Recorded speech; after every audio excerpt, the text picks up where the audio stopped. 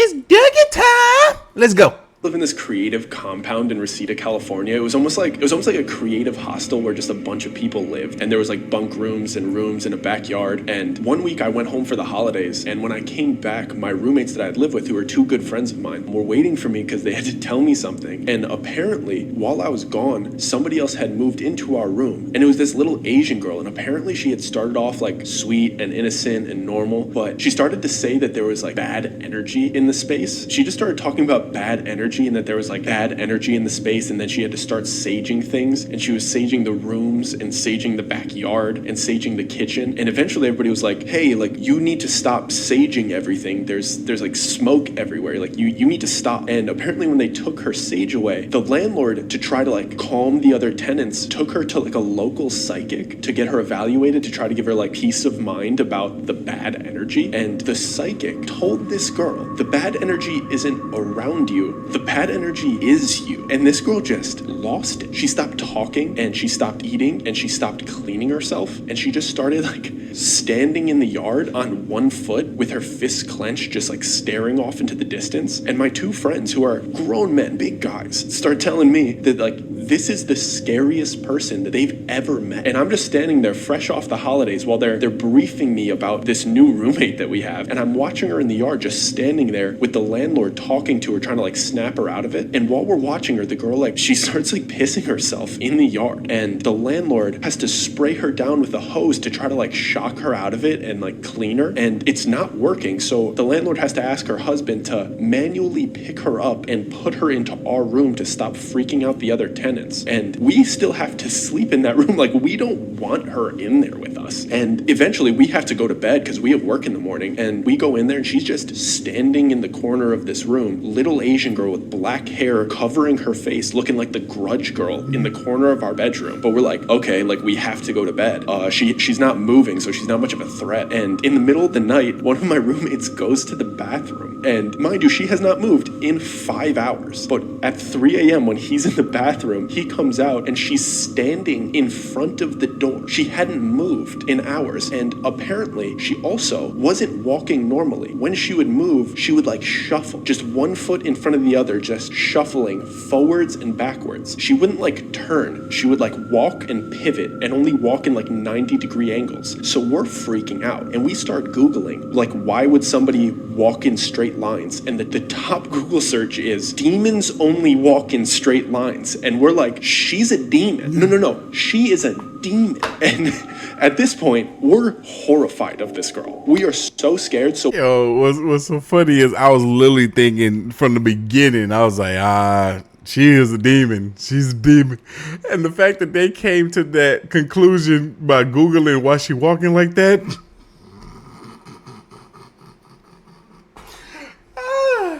That's funny. That is hilarious.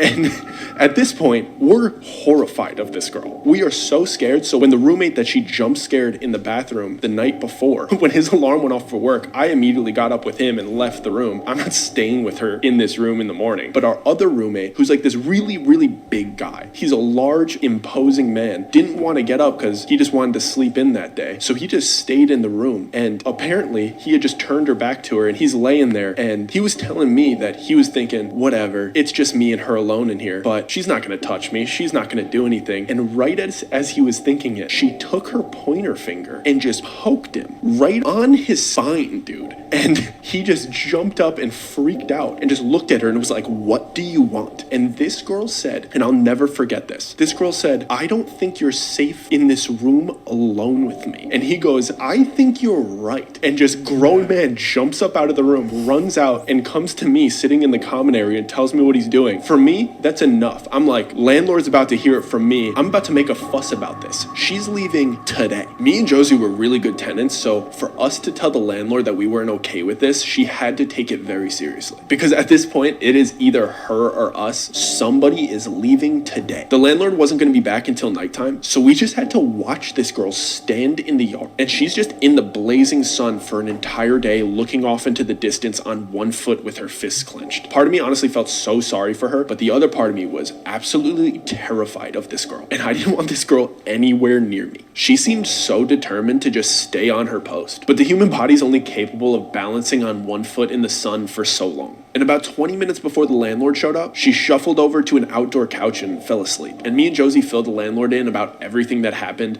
and she promised that she's going to take care of it in the morning. But she convinced us that the best thing that we could do right now is let the girl get some rest. When my other roommate got home, three of us, three grown men, we tiptoed past this girl and snuck into our room so we could sleep in peace tonight. And you are damn right we locked our door. The door to our room was a big glass sliding door, so we were about to keep tabs on this girl the entire time until we fell asleep. And when the next morning came around, we looked into the yard and she wasn't on the couch anymore. We came to the conclusion that she's definitely deep into the backyard, right back at it. So all three of us decided to sneak out of the room to find the landlord to double down about what we told her the day before. Like, this girl is leaving today. We headed to the common area, but when we got in there, we were all shocked. The girl was sitting on the couch on her laptop looking groomed and rested. None of us knew what to say, but we were really surprised when she greeted us in a really kind, sweet manner. This girl was acting completely normal, like her bizarre behavior the past 3 days didn't happen. So me and the guys grabbed a cup of coffee from the kitchen and went back into the yard to have a game plan meeting. I was kind of worried that they were going to have like a change of heart, but luckily we were all still on the same page. She's got to go. We did not trust this girl even remotely. And the landlord clearly saw us having a conversation, so she came out there to see where our heads were at. Unfortunately, the landlord was in a tough place financially, and she clearly saw the girl's new behavior as a way for her to keep a tenant. Like I said before, this place was kind of like a creative commune, and we all had a really good relationship with this landlord. And we didn't want to see her struggling, so we all agreed out of sympathy to let it play out. But with the caveat that if she started to act like she was acting the day before, she had to leave, no questions asked. So, life goes on as usual for a couple of days, because we all have jobs, so we're in and out of the house kind of ignoring this girl. And nobody has time to keep an eye on somebody every single moment of the day. And we also had some relief because the landlord moved her into this solo cabin across the yard from us. Every time I would see her, she'd be sitting on the couch out front of her cabin working on her laptop. I had no interest in interacting with this girl at this point, but she seemed to be snapped out of it and only interested in diligently working by herself. And honestly, for me, that works. If you leave me alone, I'll leave you alone. It's all good. I like to think I'm not a hard person to live with. I keep my area clean. I don't touch anybody else's stuff. I'm out of the house very often for work, and I'll happily share my food with anybody that asks. And I don't mind living with other people as long as they live up to those standards as well. But one thing that I cannot stand is when people eat my food without asking or replenishing the fridge. So about a week after this demon girl fiasco, I come home from work and I'm feeling a little snackish. And I know that I have a 6-pack of blueberry yogurts waiting for me in my fridge. I was thinking about these yogurts on the drive home. And you can imagine when I came home and settled in and looked into my fridge looking for my Greek yogurts and found none of them, I was ready to make a fuss about it. Because 1, even 2, I could live with. But to take down an entire pack of Greek yogurts in one day without consulting the said owner of these yogurts breaks every boundary of what it means to be a good roommate. So when Josie and Bulgaria got home, my other 2 roommates, I had to sit the boys down for a little chat and confront them about these yogurts. And to my surprise, both of them were denying eating them to my face. In fact, Bulgaria accused me of eating his entire bag of Doritos, which I did not do. And don't get me wrong, he had the right to accuse me because I've eaten my fair share of his Doritos in the past. We weren't about to get into a real fight about eating each other's food because all of us were always really good about providing our fair share of groceries. But we came to the conclusion that one of these other tenants must have been eating out of our fridge. You think that a girl acting like a demon for a couple days would draw a larger reaction out of us than some Doritos and Greek yogurt going missing? But you'd be wrong, because once Josie found out that his stash of candy was also missing, we made an absolute scene. We waited for everybody to get home and called for a tenant meeting. This wasn't out of the ordinary because with so many strangers living together, it was important for all of us to get together and have open discussions to keep the peace. And usually these types of meetings ended on a really positive note with apologies and reparations. There were about 10 people that lived in this commune besides me, Josie, and Bulgaria. There was the landlord and her husband that stayed in a trailer, a mother and a daughter that rented a room in the main house, a father and a young son that rented one of the cabins, a Twitch streamer that rented a solo room, a DJ who rented another cabin, and the landlord's 2 sons that stayed in the garage together. And the demon girl, but she doesn't count because she never leaves her couch or the cabin. And when the meeting started, I thought everybody was going to have the same reaction because these issues are the most common and recurring. I expected everybody to be kind of like uninterested. But once we said that we were missing things, all of the other tenants started listing the things that they were missing. Everybody seemed to be pointing fingers and dodging the blame. It was so weird because every other time we had a meeting like this, somebody would fess up and make it right. Because all you had to do was buy somebody lunch and apologize and things were good. But this time it seemed like either everybody was stealing from each other or one person was stealing from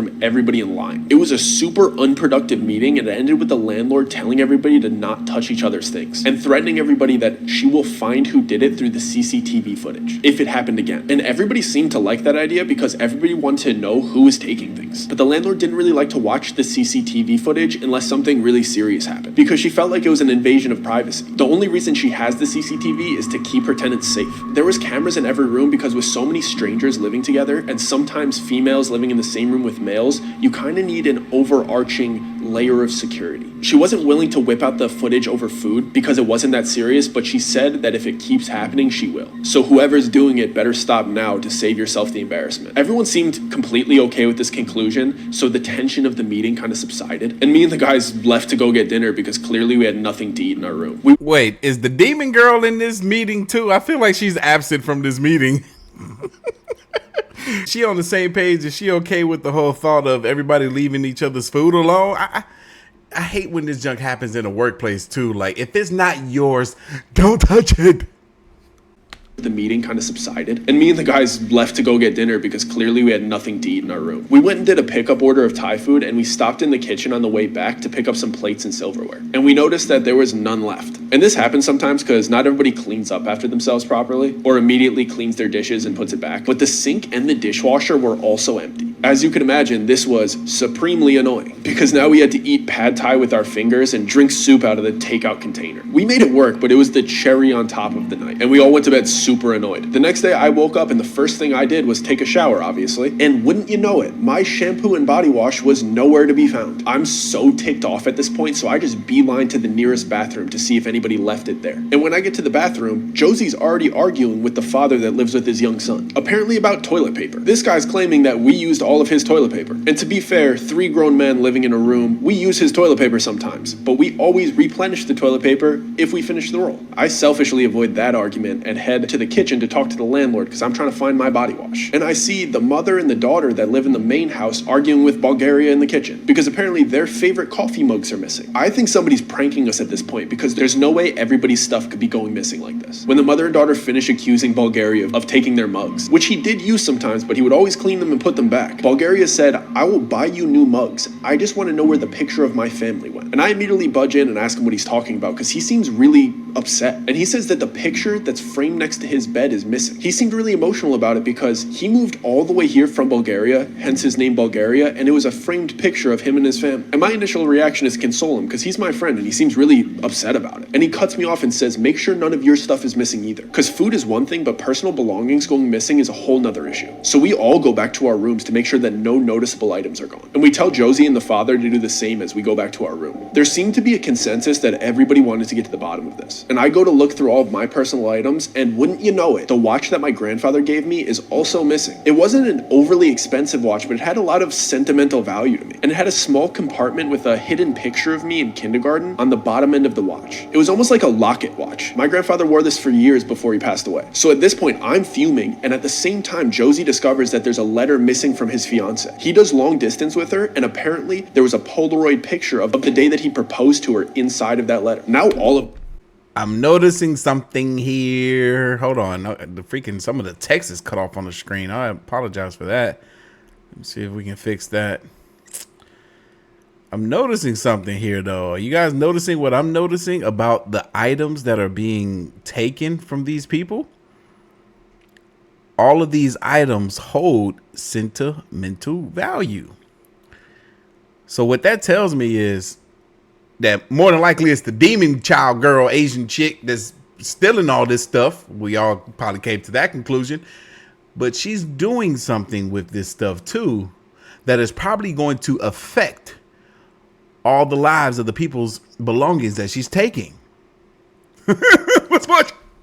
And apparently there was a Polaroid picture of the day that he proposed to her inside of that letter. Now all of us are so upset, and this is grounds to confront our landlord. We're ready to go over the CCTV footage together. At this point, nobody in the commune trusts each other because everybody has personal items missing, and nobody knows who's lying. Nobody's being too accusatory or confrontational, but we're all very eager for the landlord to get home. Everybody's wandering around looking into drawers and cabinets in the common areas, but I'm at the point where I don't really care where this stuff is. I'm just killing time until the landlord gets home because the camera footage is going to solve this entire issue. I just make my myself a cup of coffee and put it into a disposable cup because there was no mugs left on the premises. And I went and hung out in the front area by the driveway and the garbage cans. I wanted to be the first person to talk to the landlord when she got there. And as the landlord pulls up, I finish my coffee and go to throw it out into the recycling bin. I'm so ready to talk to the landlord, but as I'm closing the recycling bin, I notice a full roll of toilet paper in the corner of it. So I take a closer look and I start digging around a little bit. And it's not only one roll, there's like 5 rolls of toilet paper in there, accompanied by 2 full tissue boxes and an entire pack of paper plates and disposable forks. I immediately open the garbage can right next to it, and wouldn't you know it, there's all of the missing food. A full bag of Doritos, 5 uneaten Greek yogurts, and an array of uneaten leftovers. And right next to the food is my body wash and shampoo, full tubes of toothpaste and 3 toothbrushes, all of the house mugs, multiple plates and bowls, and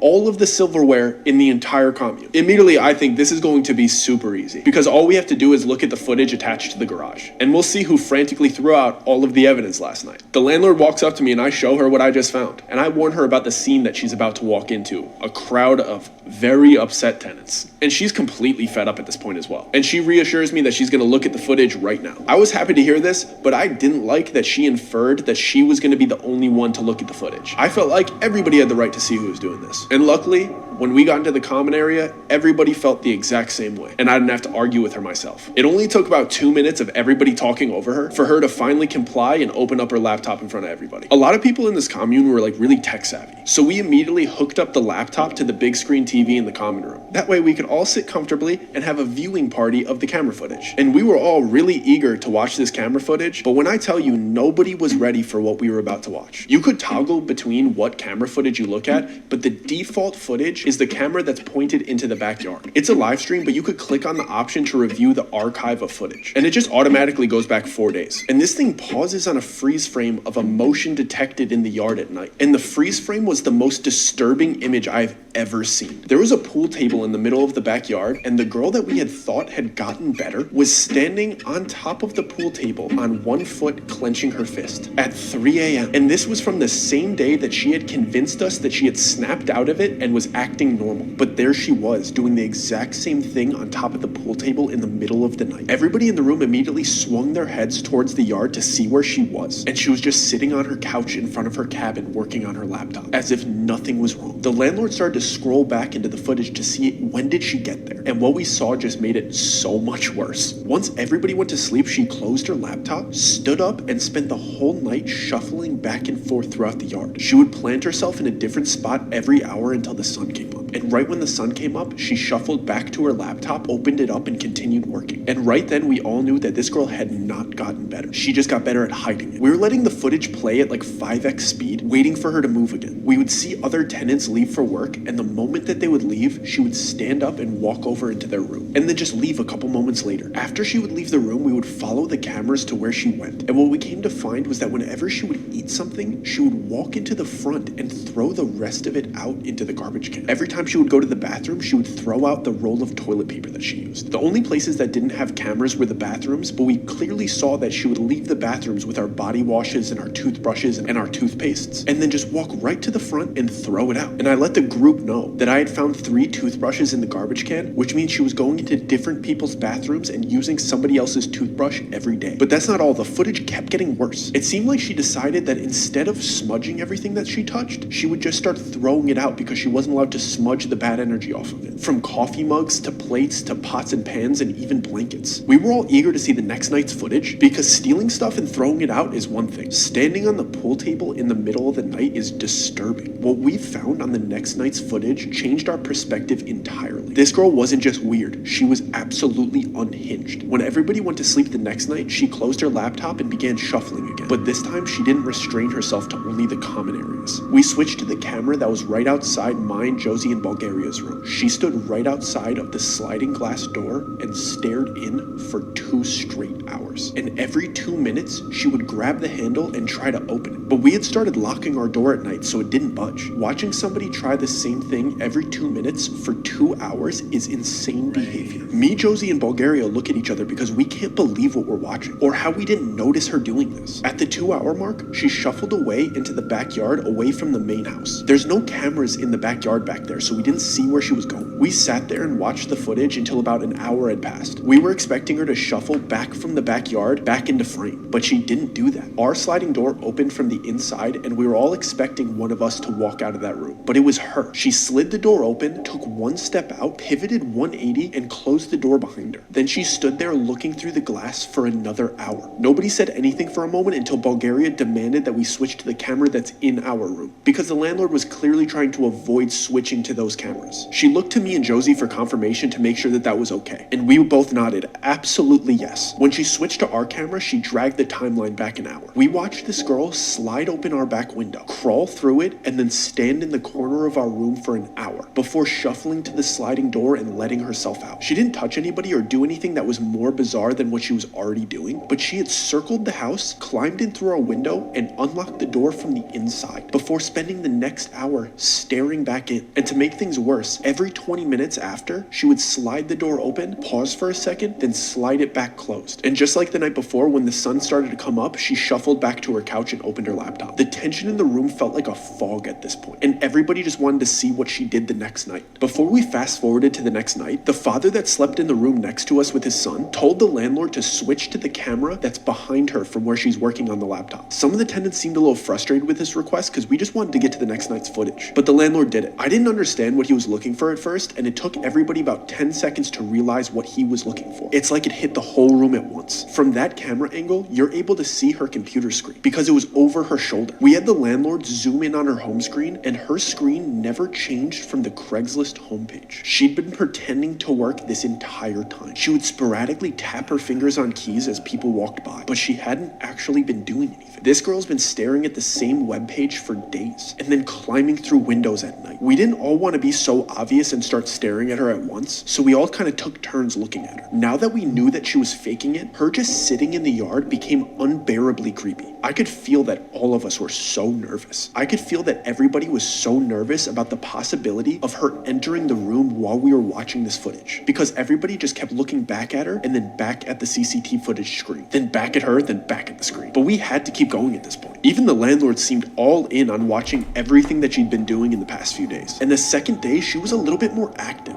It seemed like every time somebody left their room unattended, she couldn't help herself but to go in. And every time she left somebody's room, she would have something with her. She would immediately just walk it to the front garbage can and throw it out. At one point, you could even see that she accidentally touched something and she couldn't help herself but to pick it up and throw it out. It almost seemed like she knew when people were leaving and when they were coming home. Almost as if she memorized everybody's schedule and patterns. This makes the fake working even scarier because she's not sitting there just zoning out. She's sitting there studying. By the time the sun went down at the end of the second day and she had thrown out half of the house's inventory, you could tell she was moving more cautiously. She must have known that people were going to notice that things were missing. So right before everybody started getting home from work, instead of sitting in the open and pretending to be on her laptop, we watched her crawl and hide behind the common room couch. Then we watched almost all of us who were currently sitting in that room walk mindlessly past her or sit and have their dinners on the couch that she was hiding behind. Nobody had any idea that she was back there, and she stayed there and waited for the landlord to lock the main house. I guess everybody assumed that she must have been in her cabin, but she hid in the main house so she would have access to it overnight. As it started getting closer to 3 a.m. and everybody was fast asleep, she started shuffling around the common area. She spent almost an hour doing laps through the living room, then through the kitchen, and down the long hallway to the bedrooms, shuffling forward and then shuffling backward on the way back. She would never turn around. Everybody that lived in the main house was now feeling the same type of fear that me, Josie, and Bulgaria had watching her crawl in through our window, when suddenly she stops her shuffling and tilts her head towards one of the bedrooms, as if she heard something and she was curious. She abruptly started speed shuffling towards the sound, and we all heard the Twitch streamer mumble something. We all looked at him and then he enunciated. He said, "I was gaming late that night, switch to the hallway camera." Then we all watch him open his door to go use the bathroom, and the second that he stepped into the bathroom, she shuffled into his room. The Twitch streamer immediately gave the landlord permission to switch to his bedroom camera, and then we all watched this girl shuffle up to his bed and then crawl under it. None of us could believe what we were seeing, and we could see the Twitch streamer visibly shaking. And then we all go back to watching the footage, and we watch him come back in and close his door. He sat back down at his desk and played for a whole nother hour, with her peeking at him from under his bed. He got up to use the bathroom again before going to sleep, and I know that everybody else in that room was hoping for the same thing that I was hoping for, which was while he was gone, she'd shuffle out of his bedroom and leave him alone, but she didn't. moment. She let him come back into his room, get in his bed, and fall asleep before crawling out from under his bed, standing up and facing him. And again, she was balancing on one foot with her fists clenched until the sun came up. And it's almost like she knew when his alarm usually goes off, because 5 minutes before it did, she crawled back under his bed and let this guy get dressed for work and leave. Then she just walked back to her computer and pretended to work again for the day. On the third day, she didn't stay stationary on her couch like she did for the last few days.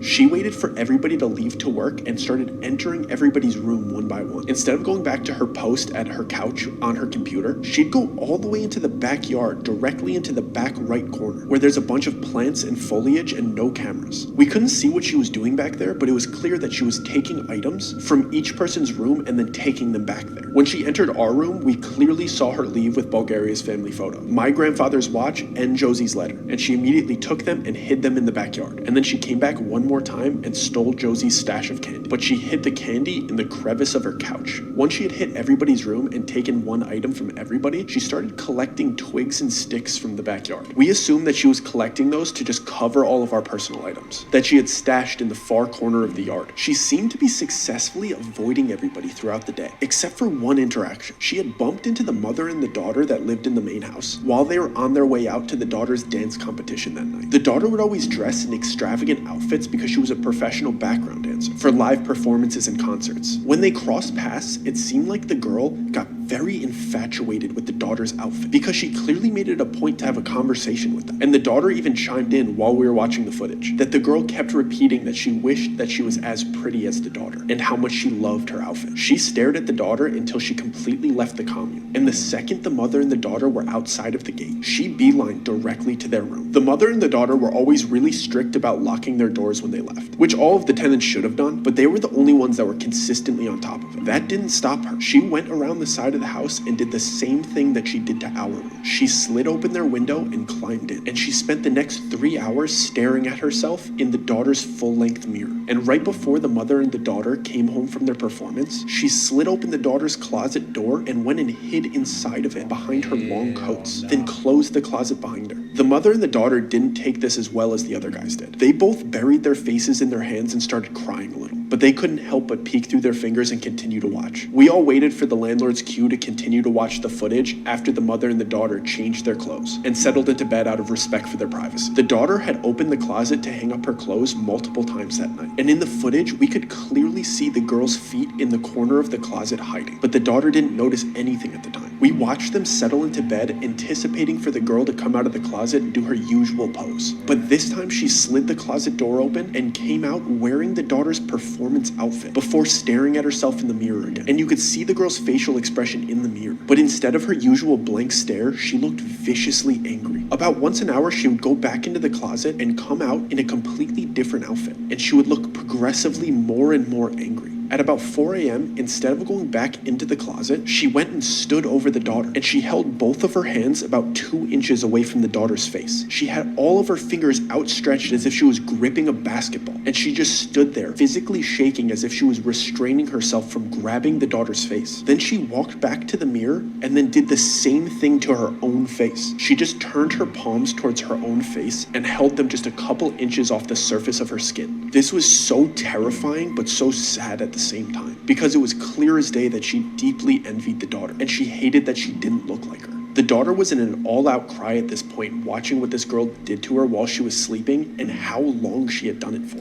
And just like the night before, 5 minutes before the alarm went off, she went back into the closet and hid until they left for the day. Everybody in the room was at the point where they were ready to call the police and have this girl arrested. But there was still one more full night of footage left. On the 4th day, a lot of people were home because it was the weekend, and she stayed mostly inactive. She stayed put at her laptop and only got up to eat a couple of times. The only thing that stood out was that she was slowly eating a couple pieces of Josie's candy here and there that she had hidden inside of the crevice of her couch. The father and the son that lived next to us spent almost the entire day in the yard, and every time the father would go and do something and leave the son in the yard alone with her, she would call the son over and slip him a piece of candy, and she would playfully put her finger over her lips as if she was telling the son that it was their little secret. I could feel the father fuming behind me, because after all we had seen, there was no way she was simply sharing this candy with him out of the kindness of her heart. We just knew that there had to be some some type of malicious intent behind it. And just like we suspected, when the father and the son went out to go pick up some dinner at In-N-Out Burger down the block, she snuck into their room, hid behind their TV stand, and waited for them to go to sleep. We watched them fall asleep, then we waited in anticipation to see what she would do. But before she did anything, the father said, "If she touched my son, we're gonna have a serious problem." But we all asked him to keep his cool for 5 more minutes and he obliged. We all knew that he had a serious temper. He was one of those Harley Davidson biker guys. The only thing this guy cared about in this world was his bike and his son. And there was going to be no way of calming him down if he saw something that he didn't like. Even though she had been doing really creepy and invasive things, we had yet to see her do anything violent. Once they had fallen asleep, we watched her crawl out and stand over them for almost a half hour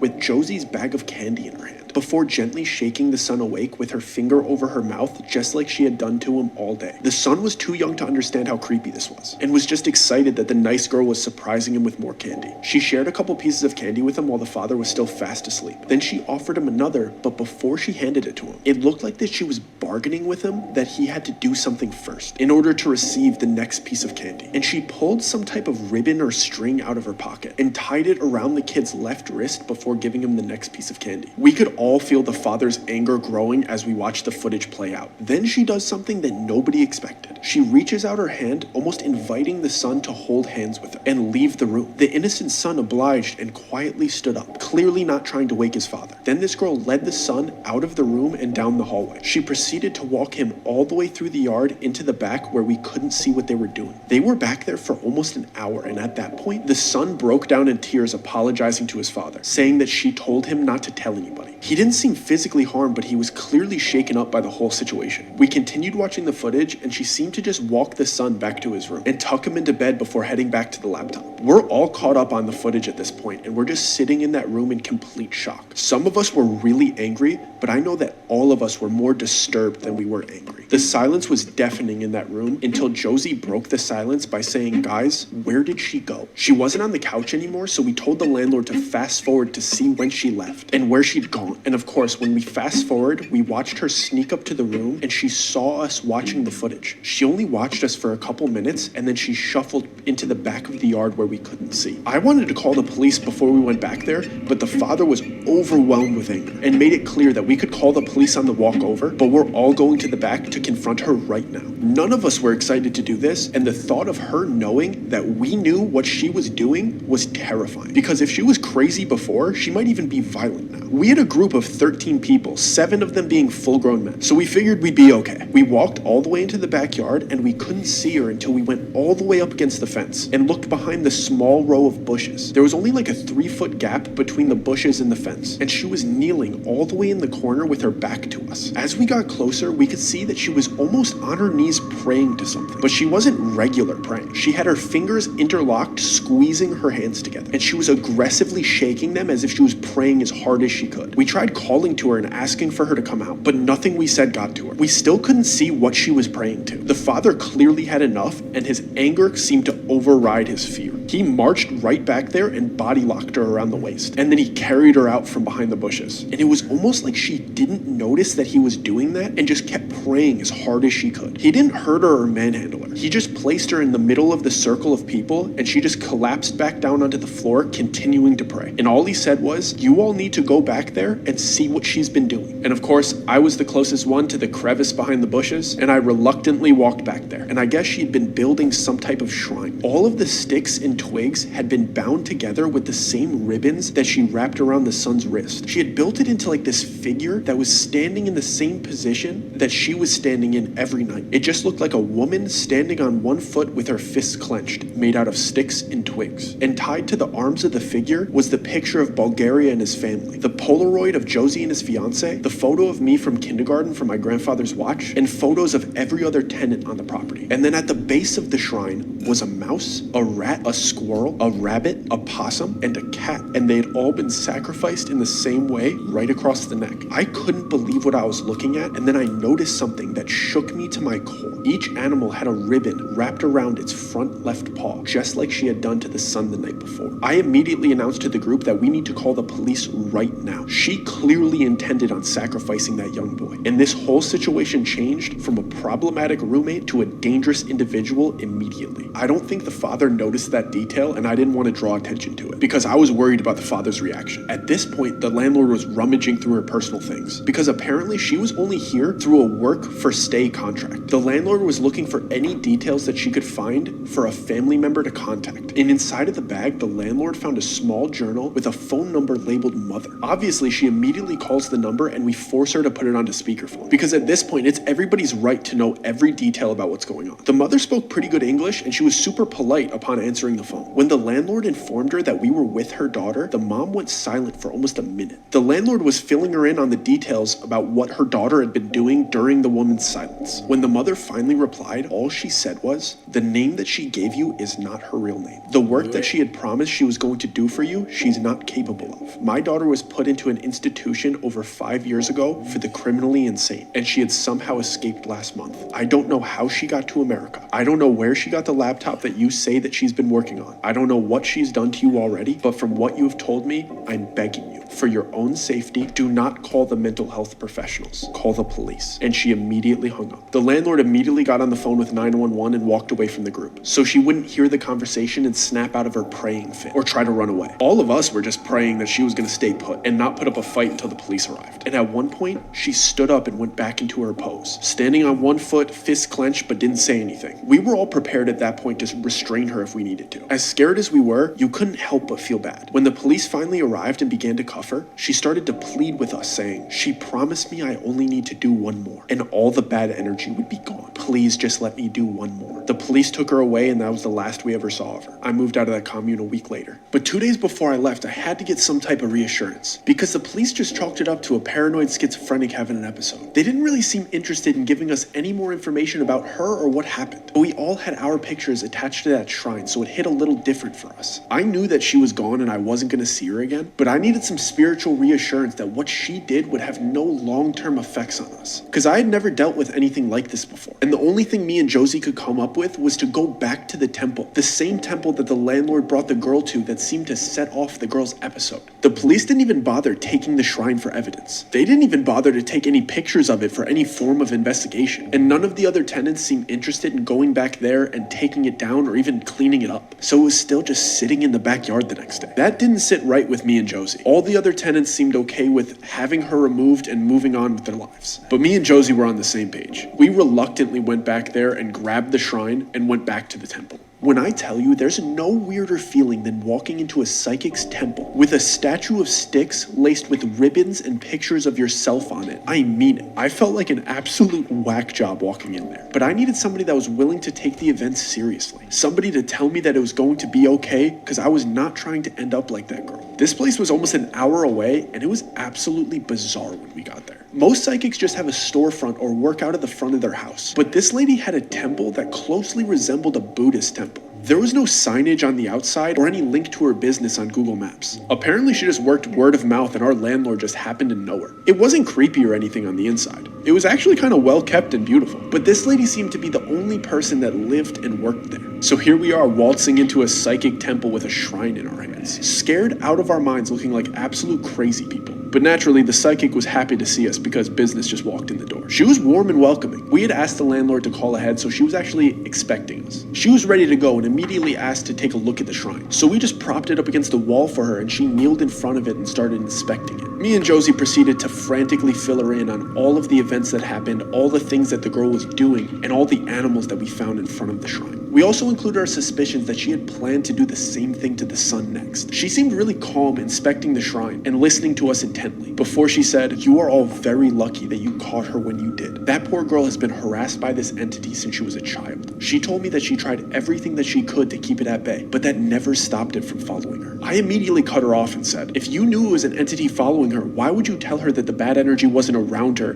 that the bad energy was her? Because she flipped the switch right after you told her that." I definitely came off a little accusatory when I said that, but the psychic seemed to take it well and took a deep breath before continuing. She said I told her that because it was the truth. That girl was filled with self-hate, envy, and jealousy. And when your vessel is radiating those things, you attract entities like the one that we see here. I advised that poor girl to...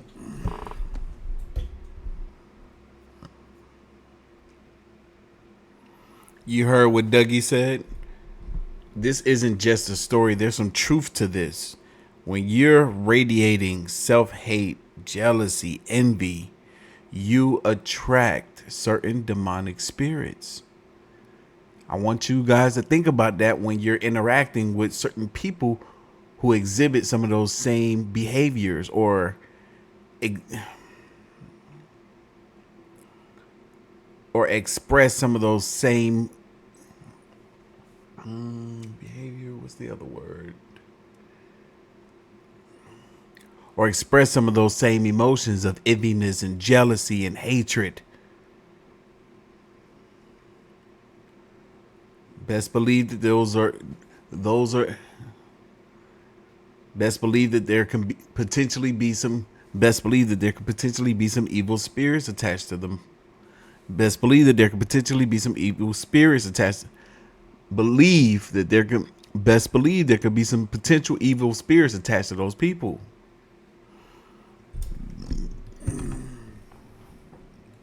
To fix what was going on the inside.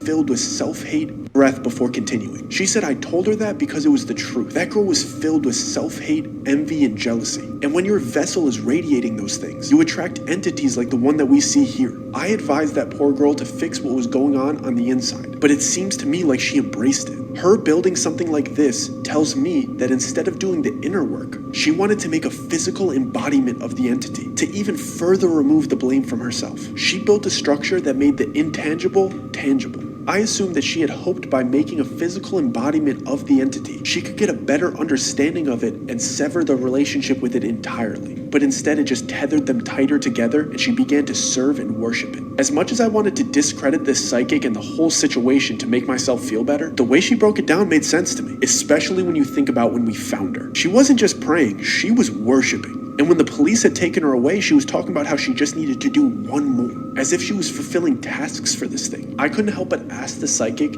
if she thought that the girl would go to the extent of sacrificing the sun as well. And she replied, unfortunately, by the look of this shrine, I think she was willing, if not planning, to eventually sacrifice you all. I immediately cut her off to remind her that she said she only needed to do one more, only one. And the psychic replied, with these things, it's always just one more. But she got through 5 animals, didn't she? This was a horrifying realization, especially when you take into account how easily she accessed everybody's room while we were sleeping. We were so lucky we found the footage when we did, because who knows what she would have done if we gave her even one more night to serve that entity. Josie immediately changed the direction of the conversation back to the shrine, asking if there was anything we needed to do with this thing, to untether us from what she was doing, or if there would be any repercussions from us destroying it, or removing our pictures from it. The psychic gently replied, I encourage you to let me incinerate it properly to cut ties between you, her, and the entity entirely. We were both a little disappointed because the photos that were attached to it had a lot of sentimental value to us, but neither of us were going to argue with the expert. So we handed it off to her. She wrapped it up in a white cloth and led us into the courtyard of the temple and gently placed it into a fire pit.